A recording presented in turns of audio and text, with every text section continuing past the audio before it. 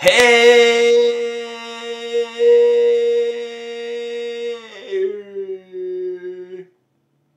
Chapter 4. Let's go. There's not much time. Shadows danced across the wall as I made my way to the main room. A tree branch snapped noisily against the dust-covered pane of a high window. The library was silent except for the creaking floorboards beneath my sneakers. And I entered the main room. I could hear the steady tick-tick-tick of the wall clock. The lights had been turned off. I felt something scamper across my shoe. A mouse? I stopped short and glanced down. Just a dust ball clinging to the base of a bookshelf. Whoa, Lucy, I scolded myself. It's just a dusty old library. Nothing to get worried about. Don't let your wild imagination take off and lead you into trouble. Trouble? I still had a strange feeling. A gentle but insistent gnawing at my stomach. A tug at my chest. Something isn't right. Something bad is about to happen. People call them premonitions. It's a good vocabulary word for what I was feeling right then. I found my rollerblades where I had left them, against the wall, back in the stacks. In the stacks? In the stacks of what?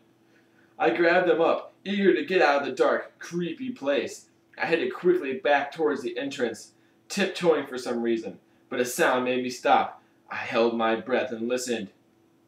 It was just a cough. Peering down the narrow aisle, I could see Mr. Mortman hovering over the desk. Well, actually, I could see part of him, one arm, and some of his face when he leaned to the left. I was still holding my breath. The clock tick, tick, ticked noisily from across the room behind the desk. Mr. Mortman's face moved in and out of purple shadows. The rollerblades suddenly felt heavy. I lowered them silently to the floor. Then my curiosity got the better of me, and I took a few steps towards the front. Mr. Mortman blah, blah, blah, blah, blah, blah, began humming to himself. I didn't recognize the song.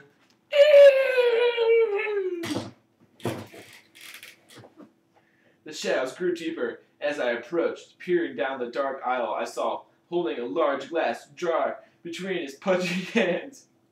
I was close enough to see that he had a pleasant smile on his face. Keeping in the shadows, I moved closer. I like spying on people. It's the kind of thrilling event when they don't do anything very interesting. What? Just knowing that you're watching them and that they don't know they're being watched is exciting. Humming to himself, Mr. Mortman held the jar in front of his chest and started to unscrew the top. "Some juicy flies, my timid friends," he announced in a high-pitched voice. So the jar was filled with flies. Suddenly the room grew much darker as clouds rolled over the late afternoon.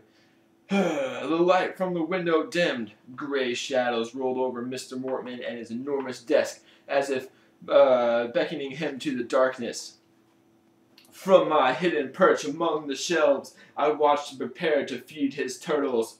But wait, something was wrong. My premonition was coming true. Something weird was happening.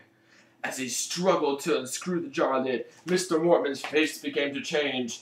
His head floated up from his turtleneck and started to expand like a balloon being inflated. I uttered a silent gasp, which is impossible, and I saw his tiny eyes poke out of his head. His eyes bulged bigger and bigger until they were as big as doorknobs. The light from the window grew even dimmer. The entire room was cast in heavy shadows. The shadows swung and shifted. I couldn't see well at all. I was watching everything through a dark fog. Mr. Mortman continued to hum, even as his head bubbled up and troubled and wobbled and crumbled above his shoulders, and his eyes bulged out on his stems, poking straight like insects' antennae. And then his mouth began to twist and grow and open wide like a gaping black hole on the enormous bobbling head. Mr. Mortman sang louder now, an eerie, frightening sound, more like animal howling than singing. He pulled off the lid of the jar, and he let it fall onto the desk. It changed loudly as it hit the desktop. I leaned forward, struggling to see. Squinting hard, I saw Mr. Mortman dip his fat hands into the jar. I could hear loud buzzing from the jar. He pulled out a handful of flies. I could see his eyes bulge even wider. I could see the grass, the gaping black hole that was his mouth. He held his hands briefly over the turtle cage. I could see the flies, black dots all over his hand, in his palm, on his short, stubby fingers. I thought he was going to lower his hand to the aluminum pan. I thought he was going to feed the turtles, but instead he jammed the flies into his own mouth.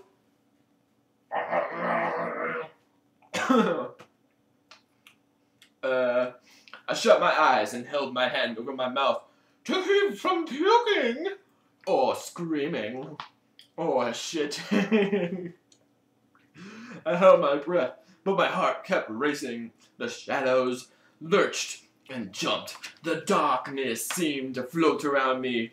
I opened my eyes. He was eating another handful of flies, shoving them into his gaping mouth with his fingers swallowing them whole. I wanted to shout. I wanted to run. Mr. Mortman, I realized, was a monster.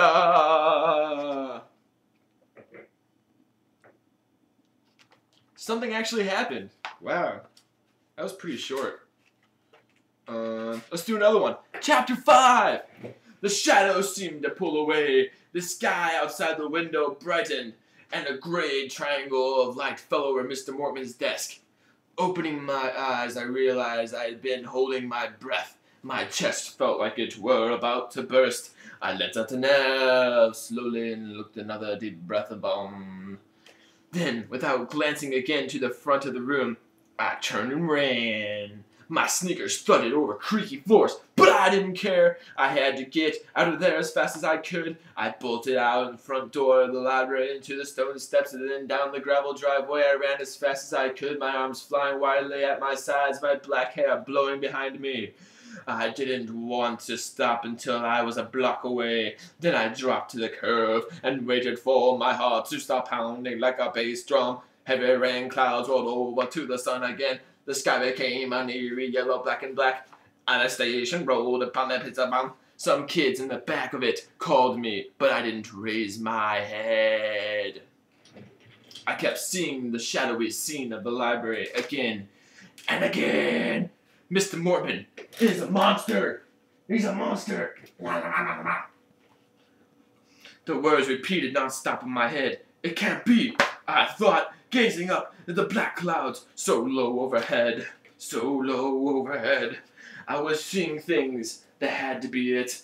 All the shadows in the library, all the swirling darkness. It was an optical illusion. It was my wild imagination. It was a daydream, a silly fantasy. No, a loud voice in my head cried, "No, Lucy, you saw the Mortman head bulge." What? You saw his eyes pop out and grow like a hideous toadstool on his ballooning face. You saw him reach into the fly jar. You heard him humming so happily, so ... hungrily. You saw him jam the flies into his mouth, not one handful, but 2 handfuls. And maybe he's still in there, eating his fill. It was dark, Lucy. There were shadows. But you saw what you saw. You saw it all. Mr. Mortman is a monster. I climbed to my feet. I felt a cold, dark rain on top of my head. Mr. Mortman is a monster. I said it out loud. Okay, I get he's a monster. Stop telling me. It's getting annoying. It's getting annoying.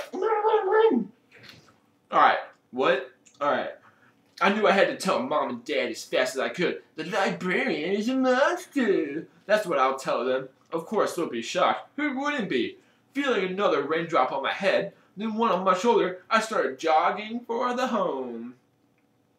A started jogging for home. I had gone about half a block and I stopped. The stupid rollerblades. I had left them in the library again. I turned back. A gust of wind blew my hair over my face. I pushed it back with both hands. I was thinking hard, trying to figure out what to do. Rain pattered softly on the pavement of the street. The cold raindrops felt good on my hot forehead. I decided to go back to the library and get my skates. This time, I'd make a lot of noise. Make sure Mr. Mortman knew someone was there. If he heard me coming, I decided, he'd act normal. He wouldn't eat flies in front of me. He wouldn't let his eyes bulge from his head and grow like that. Please wouldn't do that, would he? I stopped at the library. I stopped at the library, came back into view. I hesitated. Staring through the drizzling rain at the old building. Maybe I should wait and come back tomorrow with my dad.